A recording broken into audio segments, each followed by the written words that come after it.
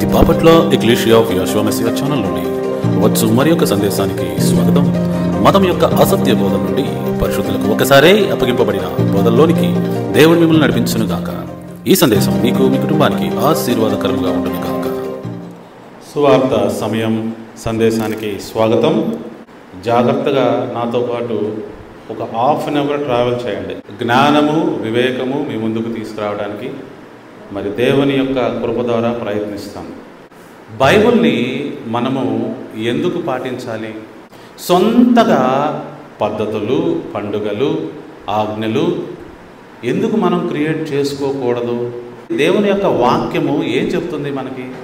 మనందరము ఈ బైబిల్ని ఎందుకు ఫాలో అవ్వాలి? బైబిల్లో ఉన్నవి మాత్రమే ఎందుకు పాటించాలి? జాగ్రత్తగా అందరూ గమనించాలి. కేవలం వాక్యానుసారంగా మాత్రమే ఎందుకు జీవించాలి?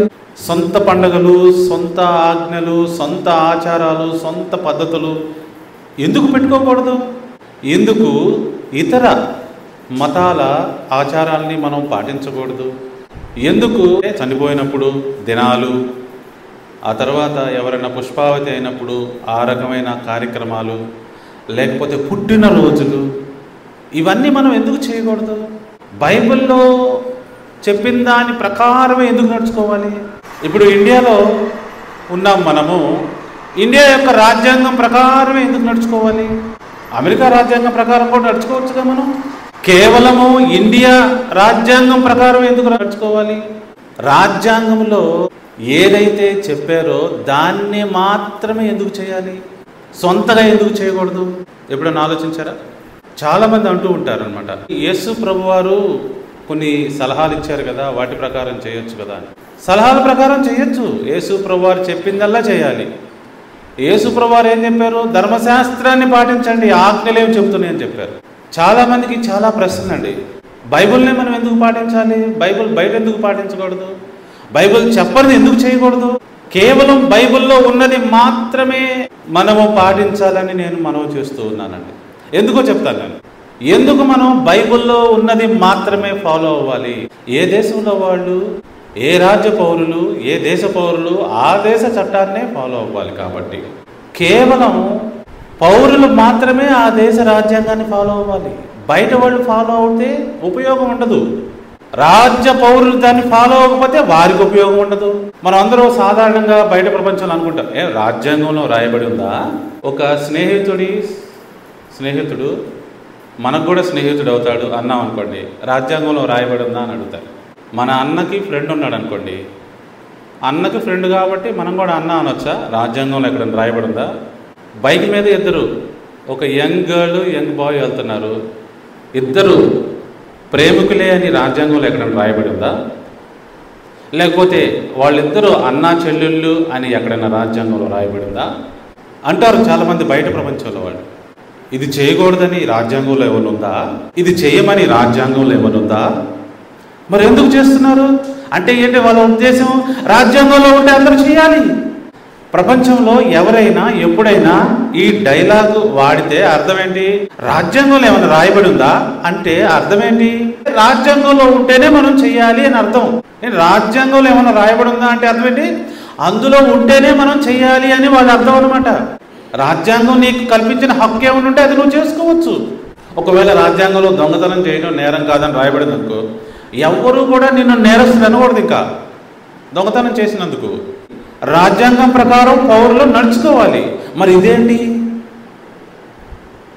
దేవుని రాజ్య సువార్త అర్థం కాకపోతే ఇదేంటో అర్థం కాదండి. దేవుని రాజ్యము అంటే దేవుని దేశము.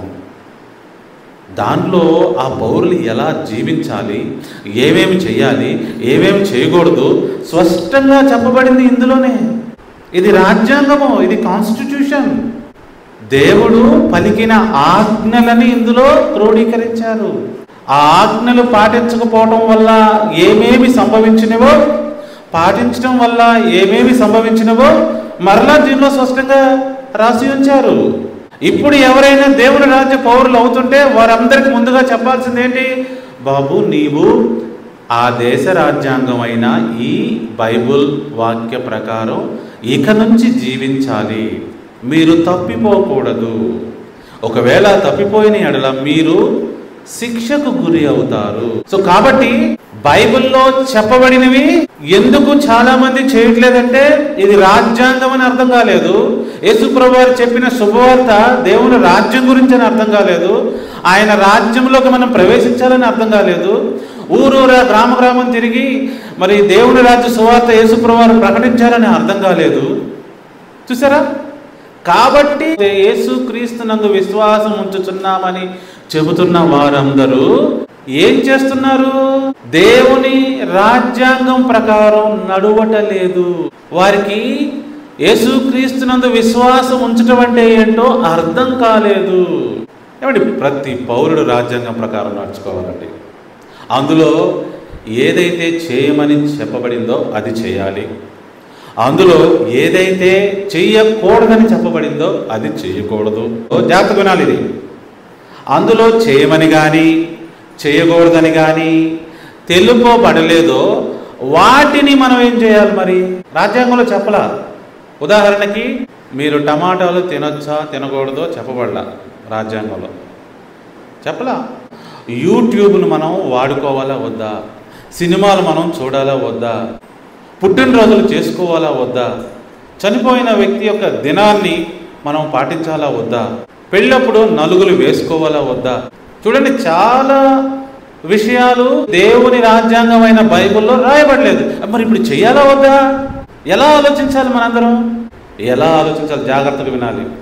రాజ్యాంగంలో అంటే దేవుని బైబిల్లో ఆల్రెడీ తెలుపబడిన ఆజ్ఞలను సరితూచుకొని సరిపోల్చుకొని అవి సరితూగితే మనం చెయ్యవచ్చు, అవి సరితూగకపోతే మనం చేయకూడదు. ఉదాహరణకి టమాటా తినడం వల్ల ఒక వ్యక్తి బాడీలో ఏం జరుగుతుంది? సి విటమిన్ వస్తుంది, బ్లడ్ పట్టడానికి ఉపయోగపడుతుంది. అది విషం కాదు. అది తినటం వల్ల ఎవరికి అనారోగ్యం కలగదు, ఆరోగ్యంగా ఉండగలుగుతారు, దేవుణ్ణి స్తుతించగలుగుతారు. అయితే టమాటా తినచ్చు. ఏ పద్ధతి అయితే, ఏ ఆచారం అయితే, ఏ విధానం అయితే, ఏ పండుగ అయితే దేవుని ఆజ్ఞలకి వ్యతిరేకంగా ఉందో దాన్ని ఆపాలి. ఏదైతే దేవుని ఆజ్ఞలను సమర్థిస్తుందో, వ్యతిరేకంగా లేదో దాన్ని మనం పాటించవచ్చు. ఇప్పుడు పుట్టినరోజుల దగ్గరికి వద్దాం. పుట్టినరోజులు మనం పాటించాలా వద్దా? దేవుని వాక్యం ప్రకారం పుట్టినరోజులు ఎవరు పాటించారు? పాత నిబంధన గ్రంథంలో ఫరో పాటించాడు, కొత్త నిబంధన గ్రంథంలో హేరోదు రాజు ఫాలో అయ్యాడు. అక్కడ అక్రమమే జరిగింది.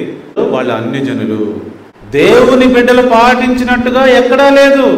మరి ఆ సందర్భాల్లో దేవుని వాక్య వ్యతిరేకమైన కార్యక్రమాలు జరిగాయి. యాక్చువల్గా పుట్టినరోజుని ఎవరు చేశారు, ఎలా స్టార్ట్ అయ్యాని అని గమనిస్తే ఆ పుట్టినరోజు జరిగేటప్పుడు ఆత్మలు వచ్చి వారిని దీవిస్తాయంట, ఆశీర్వదిస్తాయంట. మరి అలాంటి పుట్టినరోజును మనం చేయాలా? ఒకవేళ మీరు ఆ పుట్టినరోజులు అలా చేస్తే యేసు ప్రభువు వారి పుట్టినరోజు కూడా చేయాలి మీరు, దేవుని పుట్టినరోజు కూడా చేయాలి మీరు, అంటే తండ్రి అయిన దేవుని పుట్టినరోజు. మరి పుట్టినరోజులు లేని వాళ్ళకి కూడా పుట్టినరోజులు చేయాల్సి వస్తుంది. చూసారా? వాక్యములో ఉన్న ఆజ్ఞలతో సరితూచుకొని మనం పాటించాలి. వాక్యము సపోర్ట్ చేయట్లేదు అనుకోండి, మనం దాన్ని పక్కకు నెట్టేయాలి. వాక్యం అంటే ఏంటి? దేవుని ఆజ్ఞలు. దేవుడు ఆల్రెడీ ఇచ్చిన ఆజ్ఞల్లో ఈ పుట్టినరోజు సరితూగుతూ ఉంటే మనం చేయాలి, సరితూగట్లేదు కాబట్టి దాన్ని చేయకూడదు. ఇలా అన్ని పద్ధతులు, పండుగలు, ఆచారాలు దేవుని వాక్యపు వెలుగులో మనం పరిశీలించాలి. అవి దేవుని ఆజ్ఞలకు సరితూగితే సరి, లేకపోతే పక్కన పెట్టేయాలి. సో ఈ విధంగా ప్రతి ఒక్కరూ బైబిల్ మాత్రమే పాటించాలి. చాలామందికి ఈ మాట విన్నప్పుడు చాలా కష్టంగా ఉంటుంది. యేసుక్రీస్తునందు విశ్వాసం ఉంచిన వారు ఆయన రాజ్య పౌరులు అవుతున్నారు. ఆయన రాజ్యానికి రాజ్యాంగం ఇదే. మిక్కిలి కొంచెంలో నమ్మకంగా ఉన్నవాడు అధికంలో కూడా నమ్మకంగా ఉండును అన్న విషయం చెప్పాడు ప్రభువారు. సో ఇలా యేసు ప్రభువారు చెప్పిన సలహాలు ఉన్నాయి, అలాగే తండ్రి అయిన దేవుడు ఇచ్చిన ఆజ్ఞలు ఉన్నాయి. వాటిని క్రమం తప్పకుండా పాటించాలి. ఎందుకని ఇది రాజ్యాంగం. నీవు నేను పర్లేదులే, ఎప్పుడన్నా పాటిద్దాంలే, ఈసారి చూసుకుందాంలే అంటానికి లేదు. ఎలాగైతే ఇండియాలో ఇండియన్ కాన్స్టిట్యూషన్, ఇండియా రాజ్యాంగం అమలవుతుందో అలా దేవుని రాజ్యంలో ఇది అమలవుతుంది, పర్ఫెక్ట్గా అమలవుతుంది. ఎందుకు? దేవుని బైబిల్ ప్రకారమే నడుచుకోవాలి, మనం వాక్యానుసారంగా నడుచుకోవాలి. చాలామందికి అర్థం కాదండి. ఎవరైతే యేసుక్రీస్తునందు విశ్వాసం ఉంచి దేవుని రాజ్యంలోకి పౌరులుగా ప్రవేశించారో వారు దేనికి కట్టుబడి ఉండాలన్న సంగతి మర్చిపోకూడదు. సో దేవుని వాక్యానికి అంటే దేవుని యొక్క ఆజ్ఞలకి దేవుని రాజ్య పౌరులు కట్టుబడి ఉండాలి. అందులో చెప్పబడని పండుగలు చేయకూడదు, ఆచారాలు చేయకూడదు, అందులో చెప్పబడింది ఏదీ చేయకూడదు. ఒకవేళ మీరు చేయాలి అనుకుంటే అవి దేవుని ఆజ్ఞలతో సరితూగాలి. అలా ఉంటేనే మనందరము దాన్ని చేయాలి. ఎంతమందికి అర్థమవుతుంది? సో ఈ విధంగా మనందరము దేవుని యొక్క వాక్యాన్ని అర్థం చేసుకోవాలి. మనం లేఖనాన్ని పరిశీలిస్తే యేసు ప్రభువారు ఆయన శిష్యులు కూడా ఈ రాజ్యాంగానికి ఇంపార్టెన్స్ ఇచ్చారు. ఏదన్నా యేసు ప్రభువారు మాట్లాడదలిస్తే ఆయన ఏమన్నాడంటే, ఏం రాయబడి ఉన్నదో తెలుసా మీకు అన్నాడు. పౌలు గారి దగ్గరికి వెళ్ళినా ఆయన అన్నాడు, ఏం రాయబడి ఉందో తెలుసా నీకు అన్నాడు. శిష్యుల్లో ఎవరైనా సరే ఏం రాయబడి ఉందో తెలుసా నీకు అన్నారు. ఇలాగ రాయబడి ఉంది కదా అంటే ఏంటి? ఇప్పుడు జనరల్గా మనము రాజ్యాంగంలో ఉందా అన్న డైలాగ్నే ఆ రోజున యేసు ప్రభువారు మరియు శిష్యులు కూడా అన్నారనమాట. కొన్ని వాక్యాలు చూస్తే మనకు అర్థమైంది. మత్తయి సువార్త 4వ అధ్యాయం, అలాగే లూక్ 4వ అధ్యాయం, రెండిట్లో ఒకే విషయం ఉంది. మత్తయిలో చూద్దాం.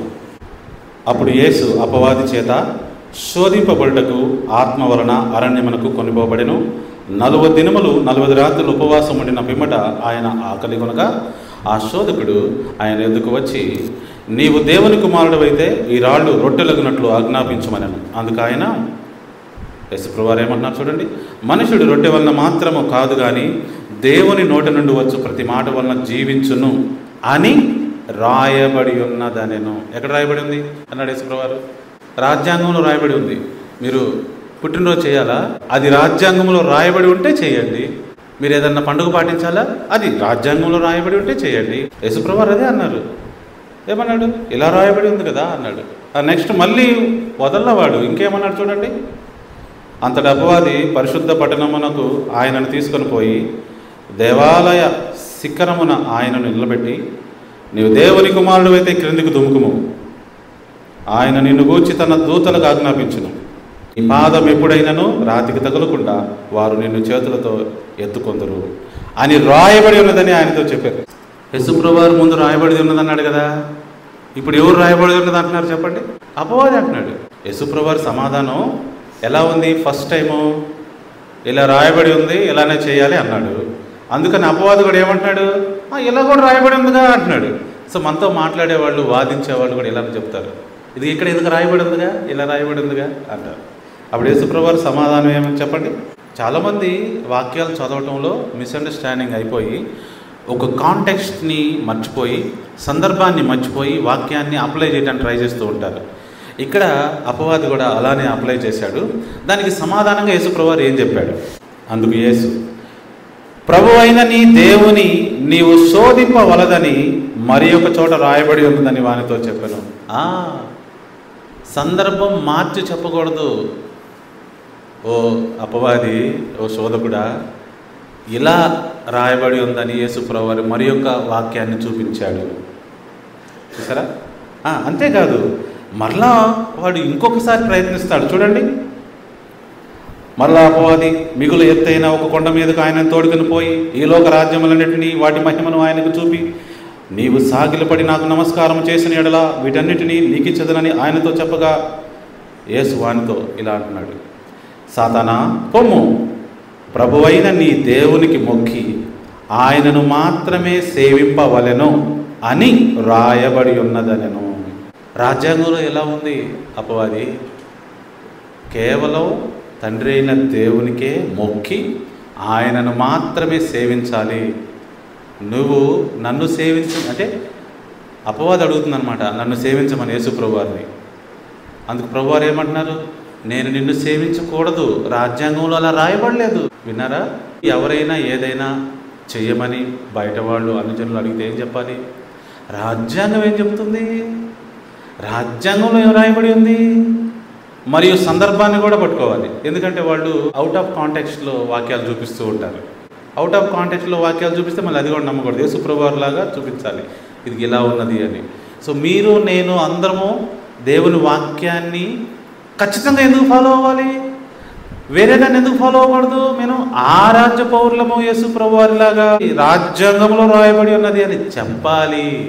రోమా 1వ అధ్యాయము 17వ వచనం. ఎందుకనినా నీతిమంతుడు విశ్వాస మూలముగా జీవించునని రాయబడిన ప్రకారము విశ్వాస మూలముగా అంతకంతకు విశ్వాసం కలుగునట్లు దేవుని నీతి దాని యందు బయలుపరచబడుచున్నది. జాగ్రత్తగా గమనించారా? నీతిమంతుడు విశ్వాస మూలముగా జీవించునని రాయబడిన ప్రకారము. దేవుని యొక్క రాజ్యాంగంలో రాయబడి ఉంది ఇది. ఒక వ్యక్తి ఎలా జీవిస్తాడు? విశ్వాస మూలముగా. 2 మాటల్లో చెప్తాను, జాగ్రత్త గమనించండి. ధర్మశాస్త్రం పాటించినా నీతి కలుగుద్ది, జీవిస్తాడు. యేసుక్రీస్తునందు విశ్వాసం ఉంచినా నీతి కలుగుద్ది, జీవిస్తాడు. అయితే మానవుడికి ధర్మశాస్త్రం పాటించి నీతి తెచ్చుకునే కెపాసిటీ ఎప్పుడో పోయింది. కాబట్టి యేసుక్రీస్తు వారి యందు విశ్వాసం ఉంచటం వల్ల వానికి నీతి కలుగుద్ది. ఆ తర్వాత ఆ నీతిని కొనసాగించడానికి మరలా ధర్మశాస్త్రాన్ని పాటిస్తూ కంటిన్యూ చేయాలి. అదే విషయం ఇక్కడ పౌలు చెప్తున్నాడు. అందరికీ అర్థమైంది అనుకుంటున్నాను. నెక్స్ట్, రోమీయులకు రాసిన పత్రిక 3వ అధ్యాయము 10వ వచనం. ఇందును గూర్చి రాయబడినది ఏమనగా, ఎక్కడ రాయబడింది? ధర్మశాస్త్రములో. ధర్మశాస్త్రం అంటే దేవుని రాజ్యాంగము. చూసారా? గమనించారా? ఎక్కడ రాయబడింది చూడండి. ఏమని రాయబడింది చూడండి. నీతిమంతుడు లేడు, ఒక్కడును లేడు. గ్రహించువాడెవడను లేడు, దేవుని వెతుకువాడెవడను లేడు. అందరూ త్రోవ తప్పి ఏకముగా పలికిమానుల వారైరి. మేలు చేయవాడు లేడు, ఒక్కడైనను లేడు. చూడండి ఎలాంటి దారుణమైన పరిస్థితులు ఈ లోకంలో ఉన్నవో అని, ఉంటాయో అని రాజ్యాంగంలో రాయబడి ఉంది. ఎందుకని?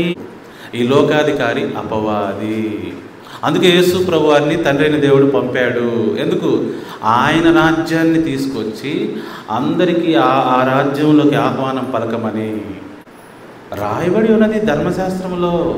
అపవాది లోకంలో ఇలానే ఉంటుందని ఇది ఇక్కడ చెప్తున్నాడు. దానికి వ్యతిరేకంగా దేవుని రాజ్యంలో ఉంటుంది. ఎంతమందికి అర్థమవుతుంది? ఇట్ ఈస్ రిటన్ అని రాయబడింది ఇంగ్లీష్లో. నెక్స్ట్ 14వ అధ్యాయము 11వ వచనం. ఇదే పుస్తకం 10 చూడండి. 10, నీ సహోదరుని నిరాకరింపనేలా మనమందరము దేవుని న్యాయపీఠము ఎదుట నిలుతుము. నా తోడు ప్రతి మోకాలును నా ఎదుట వంగును, ప్రతి నాలుకయు దేవుని స్తుతించును అని ప్రభువు చెప్పుచున్నాడు అని రాయబడి ఉన్నది కనుక. ఎక్కడ రాయబడి ఉంది? ఎక్కడ రాయబడి ఉంది అర్థం? రాజ్యాంగంలో, దేవుని రాజ్యాంగంలో, దేవుని యొక్క ధర్మశాస్త్రంలో రాయబడి ఉన్నది. చాలామంది అంటారండి, దేవుని ధర్మశాస్త్రాన్ని యేసుప్రభు వారు కొట్టివేశారంటారు. మరి కొట్టివేస్తే పౌలు గారు ఇక్కడ రాయబడి ఉన్నదని ఎందుకు చెప్తున్నాడండి? రాజ్యాంగంలో రాయబడి ఉంది, మనం చెయ్యాలి, అర్థం చేసుకోవాలని ఎందుకు చెప్తున్నాడండి? నెక్స్ట్ వచనానికి వెళ్దాం. 12వ అధ్యాయము 19వ వచనం. ఇదే పుస్తకం. ప్రియులారా, మీకు మీరే పగ తీర్చుకొనక దేవుని ఉగ్రతకు చోటీయుడి. పగ తీర్చుట నా పని, నేనే ప్రతిఫలమిత్తును అని ప్రభువు చెప్పుచున్నాడని రాయబడి ఉన్నది. ఏమండి? రాయబడి ఉన్నదండి. ప్రభువు చెప్పిన మాటల్ని, అంటే తండ్రి అయిన దేవుడు, నేను తప్ప వేరే దేవుడు లేడు అన్న యెహోవా చెప్పిన మాటల్ని పౌలు ఇక్కడ ఉటంకిస్తూ ధర్మశాస్త్రములో రాయబడి ఉన్నది, మనం పాటించాలి, మనం అర్థం చేసుకోవాలి, పగ తీర్చుట దేవుని పని అని స్పష్టంగా చెప్తున్నాడు. ఎవరు? అపోస్తలుడైన పౌలు. మరి చాలామంది వాక్యానుసారంగా ఎందుకు నడుచుకోవట్లేదు? రాయబడిన క్రిస్మస్ ఎందుకు చేస్తున్నారు? రాయబడిన ఈస్టర్ ఎందుకు చేస్తున్నారు? రాయబడిన లెంట్ ఎందుకు చేస్తున్నారు? వారి విజ్ఞతకే వారిని వదిలేయాలి. రాజ్యాంగం ప్రకారం నడుచుకోవాలన్న కామన్ సెన్సు కనీసం అన్ని జనుల్లో కూడా ఉంటుంది కదా. ఇండియన్స్లో ఉంటుంది, చైనీస్లో ఉంటుంది, అమెరికన్స్లో ఉంటుంది. వాళ్ళు ఏ కంట్రీలో ఉంటే ఆ రాజ్యాంగం ప్రకారం నడుచుకోవాలని వారికి కూడా తెలుస్తుంది. మరి దేవుని రాజ్యంలోకి ప్రవేశించిన వారికి కూడా తెలుస్తుంది, ప్రవేశించిన వారికే తెలియదు. నేనేమంటున్నానంటే, మతము ద్వారా, యేసుక్రీస్తు వారు చెప్పని సువార్త ద్వారా, యేసుక్రీస్తు వారి చెప్పని మార్గం ద్వారా మతములోకి క్రైస్తవుల్లాగా జొరబడి దేవుని యొక్క ధర్మశాస్త్రాన్ని పక్కన పెట్టేసి, రాయబడి ఉన్న దాన్ని పక్కన పెట్టేసి జీవిస్తూ జీవితంలో శాంతి సమాధానం లేకుండా జీవిస్తున్న వారు మాత్రమే ఈ రాజ్యాంగాన్ని ఫాలో అవ్వట్లేదని మనం అర్థం చేసుకోవచ్చు. నెక్స్ట్ మొదటి కొరింథీయులకు రాసిన పత్రిక 2వ అధ్యాయము 9వ వచనం. ఇందును గూర్చి దేవుడు తన్ను ప్రేమించు వారి కొరకు ఏవి సిద్ధపరిచెనో అవి కంటికి కనబడలేదు, చెవికి వినబడలేదు, మనుష్య హృదయమునకు గోచరము కాలేదు అని రాయబడి ఉన్నది. మీ అందరికీ ఈ రాయబడి ఉన్నది అన్న వచనాలు చూపిద్దును. పాత నిబంధన గ్రంథంలో ఉంటేనే ఇక్కడ రాయబడి ఉన్నది అని చెప్పబడుతుంది. ఆ వచనాలన్నీ నేను ఇప్పుడు చూపించట్లా మీకు. కేవలం భక్తులు ఎక్కడెక్కడైతే రాయబడి ఉన్నదని చెప్పారో మీకు చూపిస్తున్నాను అంతవరకే. అయితే తర్వాత ఎక్లీషియా సమయం ఉంటుందండి.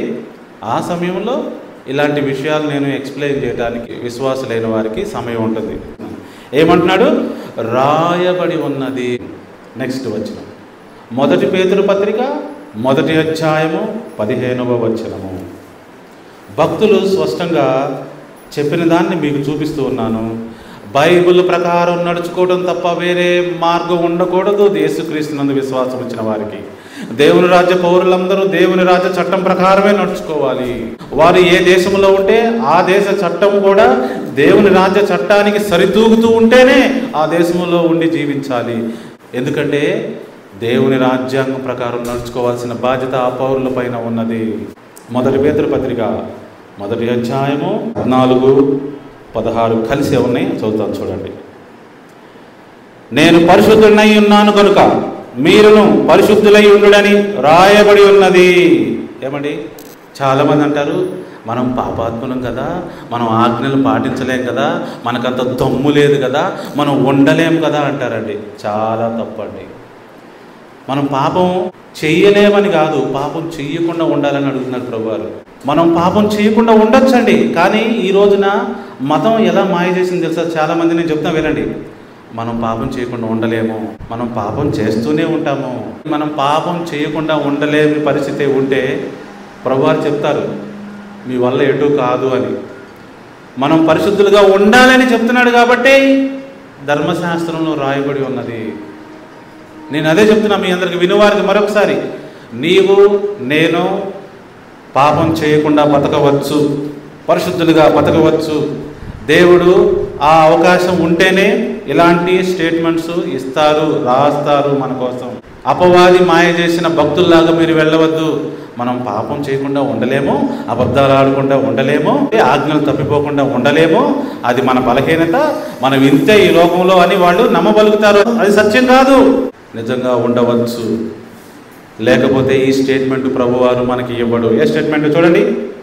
నేను పరిశుద్ధుడై ఉన్నాను కనుక మీరును పరిశుద్ధులై ఉండుడని రాయబడి ఉన్నది. ఎక్కడ? రాజ్యాంగంలో, ధర్మశాస్త్రంలో రాయబడి ఉంది. We can very well live a holy life. Don't be deceived, my friend. రాజ్యాంగంలో ఏమేమి రాయబడి ఉన్నాయో, భక్తులు ఏమేమి మనకు చెప్పారో అవన్నీ నేను మీకు చూపిస్తూ ఉన్నాను. జాగ్రత్తగా చూసి ఫాలో అవ్వాలి. రాజ్యాంగం ప్రకారం నడుచుకోవాలి, వాక్యం ప్రకారమే నడుచుకోవాలి. కుడికి కానీ ఎడమకు కానీ తిరగకూడదు, అంతే. ఎబ్రీయులకు రాసిన పత్రిక 10వ అధ్యాయం 7వ వచనం. యేసు ప్రభువారు మెస్సయ్య, ఆయన గురించి రాయబడిన వచనం. అప్పుడు నేను గ్రంథపు చుట్టలో నన్ను గూర్చి రాయబడిన ప్రకారము దేవా నీ చిత్తము నెరవేర్చుటకు ఇదిగో నేను వచ్చి ఉన్నానంటిని. ఎంత కమ్మని మాట అండి. యేసు ప్రభువారి గురించి రాయబడిన మాట నెరవేర్చబడింది. రాయబడి ఉన్నది యేసుక్రీస్తుని గురించి. గ్రంథపు చుట్టలో నన్ను గూర్చి రాయబడి ఉన్నది. ధర్మశాస్త్రపు గ్రంథ చుట్ట అది.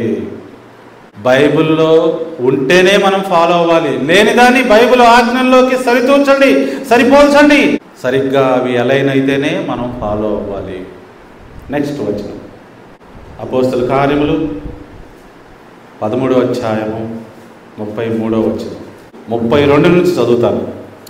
దేవుడు యేసును లేపి పితరులకు చేసిన వాగ్దానమును మన పిల్లలకు నెరవేర్చి ఉన్నాడని మేమును మీకు సువార్త ప్రకటించుచున్నాము.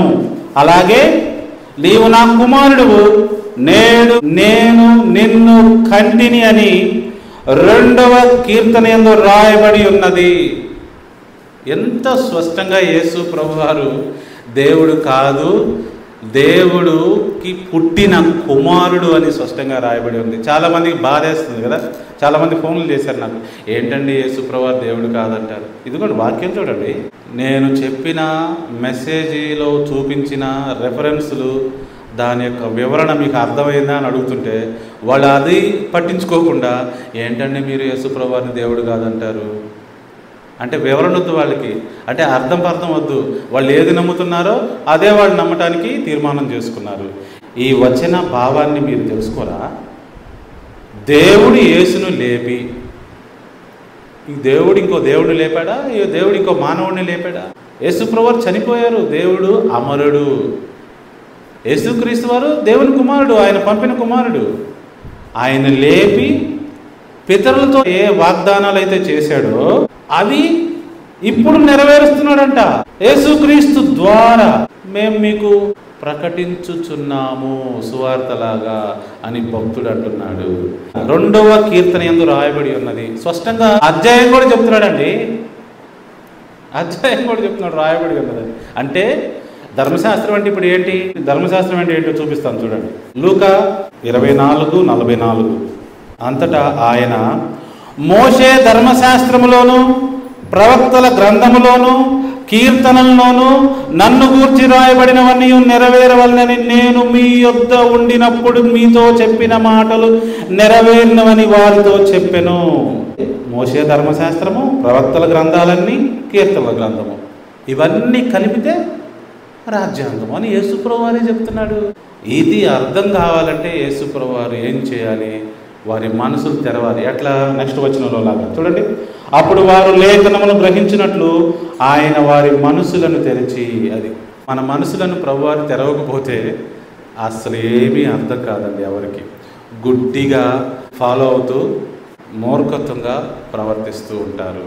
మనం రోడ్డు మీద వెళ్తుంటే ఏదైనా జరిగితే ఒక సాధారణ రేషనల్ వ్యక్తి ఏమంటాడు తెలుసా? రాజ్యాంగంలో ఏమి రాయబడింది, మీరేంటి ఇలా చేస్తున్నారు అంటాడు. అంటే ఏంటి? మనం అందరూ రాజ్యాంగంలో రాయబడిన దాని ప్రకారం జీవించాలి, పాటించాలి అని ఆ వ్యక్తి అర్థము. మీకు కూడా అర్థమైందని నేను అనుకుంటున్నాను. ఎందుకు ఈ రోజున మానవులందరూ బైబిల్ ప్రకారం జీవించట్లేదంటే వారికి ప్రకటించబడిన సువార్తే రాంగు. వారికి రాజ్యం ప్రకటించబడలేదు, వారికి రాజ్యాంగం ప్రకటించబడలేదు. అందుకే వాళ్ళు మోసపోయారు. హెబ్రీయులకు రాసిన పత్రిక 11వ అధ్యాయము 14వ వచనము, ఈలాగు చెప్పువారు తమ స్వదేశమును వెదుగుచున్నామని విసిదపరుచున్నారు కారా? వారు ఏ దేశం నుండి వచ్చిరో ఆ దేశమును జ్ఞాపకం ముందుంచుకున్న ఎడల మరల వెళ్ళుటకు వారికి వీలు కలిగి ఉండును. మీరు ఏ దేశం నుండి అయితే పడిపోయారో, ఏ దేశం నుండి అయితే వెళ్ళగొట్టబడ్డారో, ఏ రాజ్యాంగాన్ని పాటించలేక మీరు శిక్షలాగా దేశ బహిష్కరణ చేయబడ్డారో మీరు అర్థం చేసుకుంటే, మీకు గుర్తుంటే మరలా మీరు ఆ దేశానికి వెళతారు, లేకపోతే వెళ్ళలేరు. సో యేసు ప్రభువారు దేవుని రాజ్య సువార్త ప్రకటించారండి. లూకా సువార్త 4:43 ప్రకారం నేను ఇతర పట్టణంలోనూ దేవుని రాజ్య సువార్తను ప్రకటించవలను, ఇందు నిమిత్తమే నేను పంపబడితేనని ఆయన చెప్పాను. అలాగే మత్తయి 6:33 ప్రకారం మనందరము ఆయన రాజ్యమును నీతిని మొదట వెతకాలి, అప్పుడన్నీ మనకి అనుగ్రహించబడతాయి. అలాగే లూకా సువార్త 12వ అధ్యాయం 32వ వచనం ప్రకారం ప్రభువారు మనందరికీ ఆదరణ కలుగజేస్తూ మాట చెప్తున్నాడు. ఏం చెప్తున్నాడు? చిన్న మంద భయపడకుడి, మీకు రాజ్యము అనుగ్రహించుటకు మీ తండ్రికి ఇష్టమై ఉన్నది. ఇది దేవుని యొక్క కుమారుని మాట మన కోసం.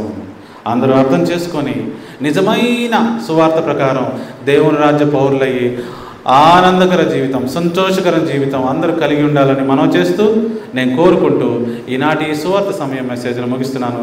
Thank you all for joining today.